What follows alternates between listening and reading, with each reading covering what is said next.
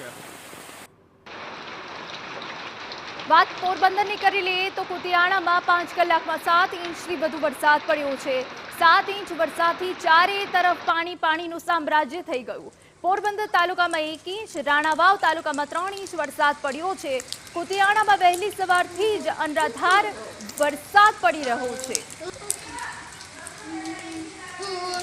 પોરબંદર જિલ્લાના ત્રણેય તાલુકા રાણાવાવ, કુતિયાણા અને પોરબંદરમાં ગત મોડી રાતના 3 વાગ્યાથી વરસાદે ભારે જમાવટ કરી છે। આજે વહેલી સવારે એટલે કે રાતના 3 વાગ્યાથી મેઘરાજાએ શહેર અને જિલ્લામાં વરસાદ ધમધમાટ આવતા આજે પોરબંદરની જે ભાવસીજી સિવિલ હોસ્પિટલ છે તે વિસ્તારના મુખ્ય પ્રવેશ દ્વાર પર પાણી ભરાઈ ગયા છે। અહીં આવતા જે તમામ દર્દીઓ છે તેને પારાવાર મુશ્કેલીનો સામનો કરવો પડી રહ્યો છે। આ જે પ્રવેશ દ્વાર છે ત્યાંથી કોઈ પાણીનો નિકાલ ન હોય અને જેને કારણે લોકોને પણ આવવા જવામાં મુશ્કેલીનો સામનો કરવો પડી રહ્યો છે। અત્યારે પણ આપ જોઈ શકો છો મારી પાછળના ભાગે જે હોસ્પિટલના જે આવવા જવાના જે મુખ્ય દ્વાર છે ત્યાં પણ પાણી ભરાઈ ગયું છે અને લોકો ત્યાં ફસાઈને ઊભા છે। કેવી રીતે બહાર નીકળવું તે એક સમસ્યા છે।